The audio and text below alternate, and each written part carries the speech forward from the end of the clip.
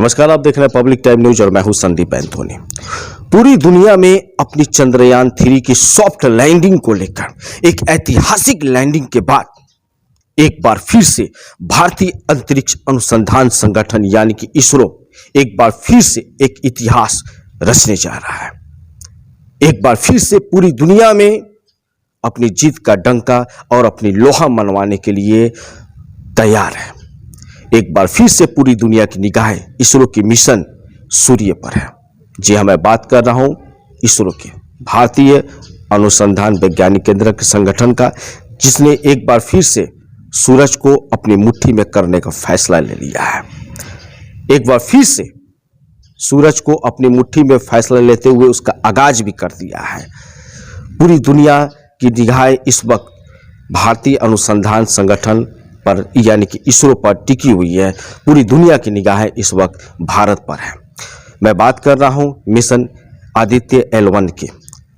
Aditya L1 यानी कि जो सूर्य का मिशन है और जो अंतरिक्ष यान सूर्य पर अभी जाने वाला है, गया है, आज छोड़ दिया गया है। मैं उसी के बारे में आपको बात कर रहा हूं। मिशन सूर्य का डंका पूरी दुनिया में बजाने वाला है, यानी कि आदित्य L1 के विषय में आज हम बात कर रहे हैं। आदित्य L1 को आज श्रीहरिकोटा यानी कि आंध्र प्रदेश श्रीहरिकोटा के लॉन्चिंग सेंटर से आदित्य L1 को 11:50 में लॉन्च कर दिया गया है।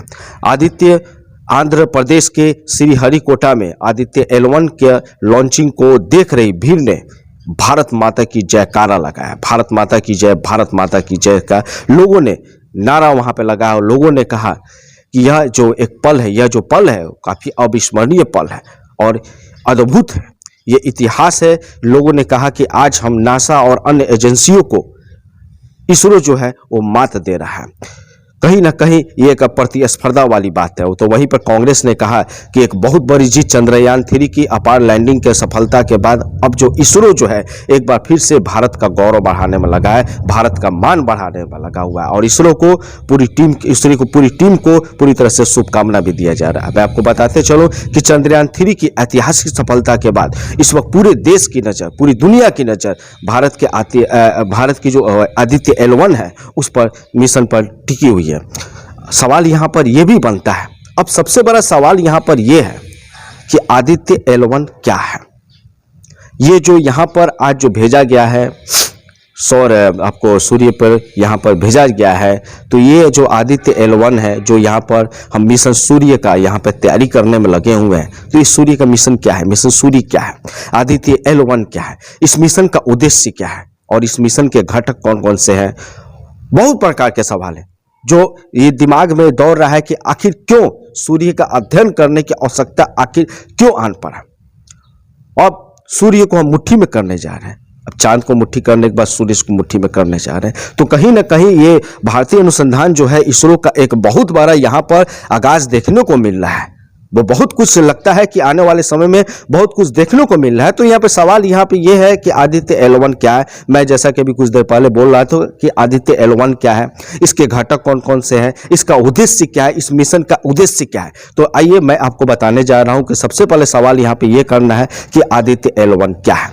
तो इसका जवाब ये है, इसका सीधा जवाब है कि आदित्य L1 जो है सूर्य का अध्ययन करने वाला एक मिशन है।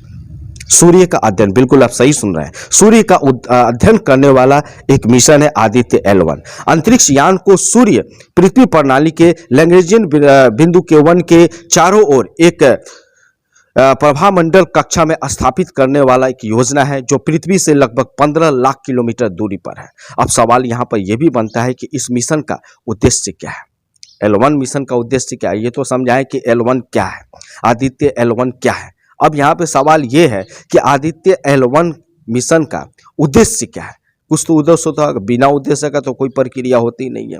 आखिर इतना बड़ा आगाज किया गया है जो कि अन्य देश भी इस पे लगातार फोकस कर रहे हैं कि हाँ हमें भी करना। आखिर चीन भी अभी कोशिश किया था लेकिन हार गया, चीन भी सफल नहीं हो पाया। लेकिन अब यहाँ पे भारत जो है वो इस पे सूर्य पर अपना भेज रहा है आदित्य L1 को। तो इसका मतलब क्या है, आदित्य यानी कि सूर्य, ये तो नाम आप जानते ही होंगे, आदित्य का नाम केवल सूर्य भी होता है। तो आदित्य L1 को रखने का उद्देश्य क्या था, इस नाम का उद्देश्य क्या था, ये तो आप समझ गए।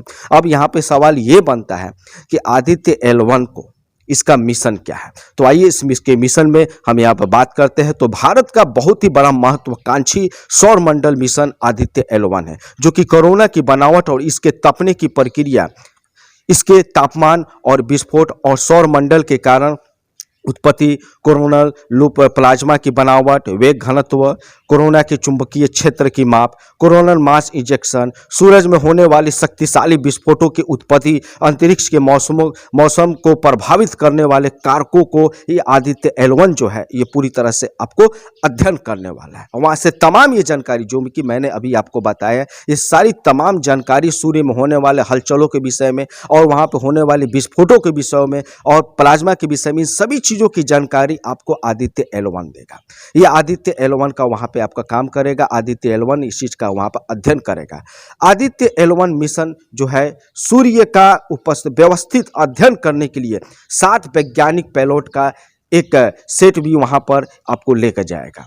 जैसे ही अंतरिक्ष यान L1 की ओर बढ़ेगा, जैसे अंतरिक्ष यान L1 की ओर बढ़ता है तो पृथ्वी का जो गुरुत्वाकर्षण जो है वो आपको पूरी तरह से आपको छूट जाएगा, पूरी तरह से आपको उससे बाहर निकल जाएगा। अगर इसरो की अगर हम बात माने कि आदित्य L1 कब तक वहाँ पर पहुँचेगा, जिस मिशन पे निकला हुआ है उस मिशन पर कब तक पहुँचेगा, तो मैं आपको बताते चलूँ कि इस पूरी प्रक्रिया में आदित्य L1 की जो प्रक्रिया, जैसे कि चंद्रयान 3 की जो प्रक्रिया थी उसको इतना समय लगा। अब यहाँ पे ये सवाल है कि अंतरिक्ष यान जो यहाँ पर आपको आदित्य L1 जो सूर्य इस पे आपको भेजा गया है, तो इसका क्या प्रक्रिया होगी, इसका कब तक वहाँ पर पहुँचेगा, तो इसकी पूरी प्रक्रिया में, इस सफ़र की पूरी प्रक्रिया में पूरे 4 महीना लगने की संभावना है। पूरा आपको भेजा गया है, तो इसका क्या प्रक्रिया होगी, इसका कब तक वहाँ पर पहुँचेगा, तो इसकी पूरी प्रक्रिया में, इस सफ़र की पूरी प्रक्रिया में पूरे 4 महीना लगने की संभावना है। पूरा आपको 4 महीना लग जाएगा। बिल्कुल आप सही सुन रहे हैं। इस पूरे प्रक्रिया में, इस सफ़र का पूरा प्रक्रिया जो है आपको 4 महीना आपको लग जाएगा और चौथा महीना में संभवतः ये पहुंचने की संभावना है। अब सवाल यहाँ पे ये भी है कि आखिर सूर्य का अध्ययन क्यों जरूरी है। ये तो सवाल हमने पूर्व में भी आपको शुरुआती के समय में हमें बोला हुआ था कि आखिर ये सब करने का आखिर जरूरत क्या है, तो सूर्य का अध्ययन करने का जरूरत क्यों है, जरूरी क्यों है। तो मैं आपको बताते चलूँ कि सूरज का अध्ययन करना एक बहुत ही ज़्यादा जरूरी है, क्योंकि सूर्य एक निकटतम तारा है और सूर्य का अध्ययन करके हम अपनी आकाशगंगा और अन्य आकाशगंगाओं के विषयों में, उनके तारों के विषय में काफ़ी जानकारी हम हासिल कर सकते हैं। कि सूर्य एक, आपको मालूम होना चाहिए कि सूर्य एक गतिशील तारा है और इसमें कई विस्फोट कारण भी होते हैं, कई विस्फोटक घटनाएं होती है। तो इन सभी चीज़ों में वहाँ पर, और विस्फोट जब होती है तो काफ़ी मात्रा में ऊर्जा भी छोड़ती है। तो इन सभी चीज़ों को वहाँ पर जो हमारा ये आदित्य L1 जो गया है, इन सभी चीज़ों को वहाँ पे जानकारी हासिल करेगा और यहाँ पे बहुत जल्दी पृथ्वी बचेगा। मैं आपको बताते चलूँ कि आदित्य L1 जो गया है, अब से 109 दिन के बाद, अब से ज़्यादा दिन नहीं, मात्र 109 दिन के बाद आपको सूरज जो है आपको हेलो बोलेगा। तो इससे एक बहुत बड़ी चीज़ और इससे बड़ी कामयाबी क्या हो सकती है। आज भारत ने पूरी दुनिया में अपनी जीत का डंका बजा कर रख दिया है। आज 11:50 में आंध्र प्रदेश के श्रीहरिकोटा सेंटर में आदित्य L1 को आज भेजा गया है। आदित्य L1 क्या है मैंने आपको बता दिया है, आज भेजा गया है। तो कहीं ना कहीं आज हम सबसे पहले चंद्रयान 3 की अपार सफलता लैंडिंग के बाद एक बार फिर से आदित्य L1 को यहाँ पे भेजा गया है। एक बार फिर से भारत एक बहुत बड़ा कदम और एक बहुत बड़ा यहाँ पे कामयाबी की ओर बढ़ते गया है। अब तक बहुत सारे दोस्त इस चीज़ पे, इस प्रक्रिया पे लगे हुए थे, बहुत सारे एजेंसी भी लगे हुए थे, नासा वगैरह, चाइना भी, सब कोई लगा हुआ था, बहुत सारे अनुसंधान सेंटर भी लगे हुए थे। लेकिन एक बार जो भारत में जो बात है, जो कि भी चंद्रयान 3 में अपार सफलता के बाद, लैंडिंग की सफलता के बाद यहाँ पे साबित कर दिया कि भारत अब कुछ भी कर सकता है। लेकिन सवाल यहाँ पे ये भी बनता है, जो हमारे पड़ोसी मुल्क है, जो पाकिस्तान है, पाकिस्तान जैसे मुल्क जो है वो तो चंद्रयान को देखकर काफ़ी हिल गए थे, उनको पागल हो गए थे। वहाँ की मीडिया रिपोर्ट के माने तो उनका भी दिमाग खत्म हो गया था। वो तो यकीन ही नहीं कर रहे थे कि भारत ने चंद्रयान 3 पर अपार लैंडिंग जो हुआ था उसकी सफलता हासिल की है। तो उनके लिए कहीं ना कहीं अब रोने की बात है। जो हमारे पड़ोसी मुल्क है पाकिस्तान, उनके रोने की बात है। अब भारत, अब चांद की बात करते थे, अब सूरज की बात कर रहे हैं। अब भारत सूरज की ओर चला गया है और आप अभी भी वहीं पर वहीं है। तो कहीं ना कहीं ये जो पैगाम है, भारत इस वक्त पूरे दुनिया में अपनी सफलता की ओर आगे बढ़ते जा रहा है। और जो प्रतिस्पर्धा जो करते हैं भारत के एजेंसी से, इसरो से, कल तक इसरो के बारे में शायद ही बहुत कम लोगों को जानकारी था, लेकिन आज बच्चा बच्चा इस चीज़ को जानता है कि इसरो भारत का मान बढ़ा रहा है, देश दुनिया में भारत का गौरव बढ़ा रहा है। तो आज बहुत ही ऐतिहासिक पल है भारत के लिए, क्योंकि भारत ने आज 11:50 में आदित्य L1 यानी कि अपना जो मिशन है, मिशन सूर्य को, आदित्य L1 को सूर्य का कक्षा में अपना भेजा है, सूर्य के पास भेजा हुआ है, जो कि ये जो सफ़र है पूरे 4 महीना में क्लियर होने वाली है। तो पूरी दुनिया की तरफ से और पब्लिक टाइम न्यूज़ के चैनल के पूरी मेंबर की तरफ से, पूरी टीम की तरफ से मैं इसरो के वैज्ञानिक को बहुत बहुत धन्यवाद देता हूं, जिन्होंने इतना सफलतम काम कर रहे हैं। और जैसे चंद्रयान 3 को अपार सफलता दी है, उसी तरह इसको भी अपार सफलता में अपना प्रयोग करते रहें, अपना कोशिश करते रहें। और मैं इसरो के सभी वैज्ञानिकों को पूरी तरह से धन्यवाद देता हूं। और हमारे भारत के यशस्वी प्रधानमंत्री नरेंद्र मोदी जी का भी मैं पब्लिक टाइम न्यूज़ के तरफ से बहुत बहुत आभार प्रकट करता हूं, जिनके नेतृत्व में, जिनके काल में इस प्रकार की योजना, इस प्रकार की चीज़ों को हम लोग महसूस कर रहे हैं। और ये जो पल है काफ़ी यादगार पल है। तो मैं भारत के माननीय प्रधानमंत्री, यशस्वी प्रधानमंत्री नरेंद्र मोदी जी का और भारत के जो इसरो के जो वैज्ञानिक हैं, उन सभी को भी मैं तहे दिल से अपने चैनल की तरफ से धन्यवाद देता हूँ। आगे की खबरों के लिए आप हमारे साथ बने रहें और देखते रहिए पब्लिक टाइम न्यूज़।